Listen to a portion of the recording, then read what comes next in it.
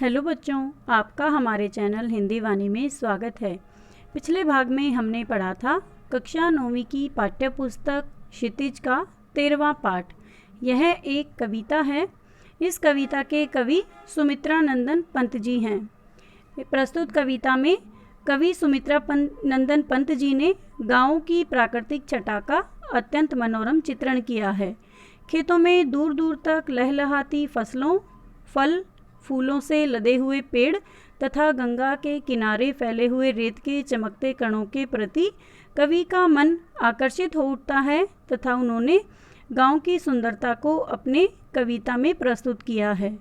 आज इस भाग में हम इस कविता से लिए गए अभ्यास के प्रश्नोत्तर पढ़ेंगे। हमारा पहला प्रश्न है, कवि ने गांव को हरता जनमन क्यों कहा है? उत्तर है, कवि ने गांव को हरता जनमन इसलिए कहा है क्योंकि उसकी शोभा अनुरागी है, यानी गांव इतना सुंदर है कि वह सबको अपनी ओर आकर्षित कर लेता है, सबको मन भावन लगता है। खेतों में दूर दूर तक मखमली हरियाली फैली हुई है, उस पर सूरज की धूप चमक रही है।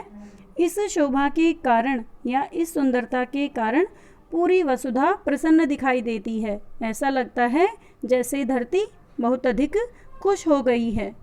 इसके कारण गेहूं, जौ, अरहर, सनई, सरसों की फसलें उगाई हैं। तरह तरह के फूलों पर रंग बिरंगी तितलियां मंडरा रही हैं। आम, बेर, आड़ू, अनार आदि मीठे फल पैदा होने लगे हैं। आलू, गोभी, बैंगन, मूली, पालक, धनिया, लौकी, सेम, टमाटर, मिर्च, इस प्रकार की विभिन्न प्रकार की जो फल और सब्जियां हैं वो खूब फल फूल रहे हैं, यानी सभी पेड़ों पर फल उगाए हैं तथा सभी जो पौधे हैं, जो सब्जियों के पौधे हैं, उन पर सब्जियां भरी हुई हैं, खूब लहलहा रही हैं। गंगा के किनारे तरबूजों की खेती फैलने लगी है, यानी गंगा नदी के किनारे तरबूजों की खेती तैयार हो गई है। पक्षी आनंद विहार कर रहे हैं, यानी सभी पक्षी प्रसन्न होकर इधर उधर घूम रहे हैं। ये सब दृश्य मनमोहक बन पड़े हैं, सबको अच्छे लग रहे हैं, इसलिए गांव सचमुच जन मन को हरता है, यानी सबके मन को प्रसन्नता से, खुशी से भरता है, इसलिए इसको जन मन हरता, इसीलिए ये जो पंक्ति है ये कही गई है। हमारा दूसरा प्रश्न है, कविता में किस मौसम के सौंदर्य का वर्णन किया गया है? उत्तर है, कविता में सर्दी के मौसम के सौंदर्य का वर्णन है। इसी समय गुलाबी धूप हरियाली से मिलकर हरियाली पर बिछी चांदी की उजली जाली का एहसास कराती है, यानी सर्दियों में जब धूप होती है सुबह सुबह तो वो चांदी की तरह उजली हुई जाली जैसी लगती है और पौधों पर पड़ी हुई ओस हवा से हिलकर उनमें हरा रक्त होने का हमारे ऊपर प्रभाव डालती है, जैसे सभी पेड़ पौधों में हरे रंग का रक्त यानी खून दौड़ रहा है। इसके अलावा खेतों में सब्जियां तैयार होने, पेड़ों पर तरह तरह के फल आने, तालाब के किनारे रेत पर मगरोठे नामक पक्षी के अलसी कर सोने से पता चलता है कि यह सर्दी के मौसम का ही वर्णन है, यानी जब पेड़ पौधों के पत्तों पर ओस की बूंदें होती हैं तो वह सर्दियों का ही मौसम होता है। तो इस कविता में भी सर्दी के मौसम का ही वर्णन किया है, इसी प्रकार के वातावरण को दर्शाया गया है। हमारा तीसरा प्रश्न है, गांव को मरकत डिब्बे सा खुला क्यों कहा गया है? उत्तर है, गांव में मरकत, जो गांव में चारों ओर मखमली हरियाली और रंगों की लाली छाई हुई है, वह बहुत अधिक सुंदर लगती है। और मरकत एक प्रकार का चमकदार रत्न होता है। इसी तरह से स्पष्ट है कि एक रत्न से बना हुआ डिब्बा भी बहुत अधिक सुंदर लगता होगा। जब उस पर धूप पड़ती है या सूरज की किरणें पड़ती हैं तो उसमें से रंग बिरंगी किरणें प्रतिबिंब के रूप में हमारे सामने फैल जाती हैं।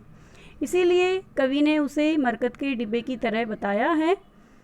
विविध फसलें लहलहा रही हैं, वातावरण मनमोहक सुगंधों से भरपूर है, यानी अलग अलग प्रकार के जो फल और सब्जियां पक गई हैं उनके पकने से वातावरण में बहुत अधिक सुगंध भर गई है। रंगीन तितलियां उड़ रही हैं, चारों ओर रेशमी सौंदर्य छाया हुआ है। सूरज की मीठी मीठी धूप इस सौंदर्य को और जगमगा रही है, इसलिए इस गांव की तुलना मरकत डिब्बे से की गई है। हमारा चौथा प्रश्न है, अरहर और सनई के खेत कवि को कैसे दिखाई देते हैं? उत्तर है, अरहर और सनई फलीदार फसलें हैं। इनकी फसलें पकने पर जब हवा चलती है तो इनमें से मधुर आवाज़ आती है। यह मधुर आवाज़ किसी स्त्री की कमर में बंधी करधनी से आती है। ऐसा लगता है कि जैसे कोई स्त्री है और उसने अपनी कमर में करधनी बांध ली है और उसमें से मधुर आवाज़ आ रही है। इन्हीं मधुर आवाज़ों के कारण कवि को अरहर और सनई के खेत धरती की करधनी जैसे प्रतीत हो रहे हैं। यानी कवि ने धरती का मानवीकरण किया है तथा धरती को एक युवती माना है जिसकी कमर में करधनी बंधी हुई है। हमारा पांचवा प्रश्न है, भाव स्पष्ट कीजिए। बालू के सांपों से अंकित गंगा की सतरंगी रेती। दूसरा है, हंसमुख हरियाली हिम आतप सुख से अलसाए से सोए। उत्तर है पहला, गंगा तट की रेत बल खाते सांप की तरह लहरदार है तथा वह विविध रंगों वाली है। यानी सूरज की धूप जो गंगा नदी के तट पर जो रेत है उस पर पड़ती है तो वहाँ पर इस प्रकार का डिज़ाइन बना हुआ है, ऐसा लग रहा है जैसे सांप की तरह यह लहरदार है तथा सूरज की धूप के कारण जब यह रेत चमकती है तो अलग अलग रंगों की प्रतीत होती है। दूसरा, हरियाली धूप के प्रकाश में जगमगाती हुई हंसमुख सी लग रही है।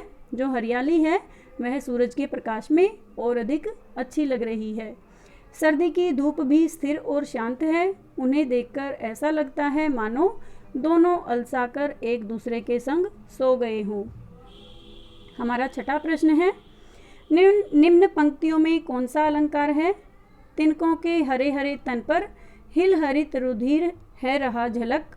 उत्तर है, हरे हरे में पुनरुक्ति प्रकाश अलंकार है। 2, हरे हरे हिल हरित में अनुप्रास अलंकार है क्योंकि इसमें ह वर्ण की आवृत्ति 2 बार हुई है। नंबर 3, हरित रुधिर, रुधिर का रंग हरा बताने के कारण विरोधाभास अलंकार है क्योंकि हमें पता है जो रुधिर यानी जो रक्त होता है, खून होता है, उसका रंग लाल है, लेकिन कविता में हरित रुधिर बताया गया है यानी खून हरे रंग का बताया है जो पेड़ पौधों में दौड़ रहा है, इसलिए यह विरोधाभास अलंकार है। नंबर 4, तिनकों के हरे भरे तन पर में रूपक एवं मानवीकरण अलंकार है यानी तिनकों को हरे भरे तन के रूप में बताया है। यानी तन किसका होता है? किसी व्यक्ति का होता है, तो तिनकों का मानवीकरण किया गया है तथा हरे भरे उनकी विशेषता बताई गई है, तो यह रूपक एवं मानवीकरण दोनों ही अलंकारों का इसमें सुंदर प्रयोग किया गया है।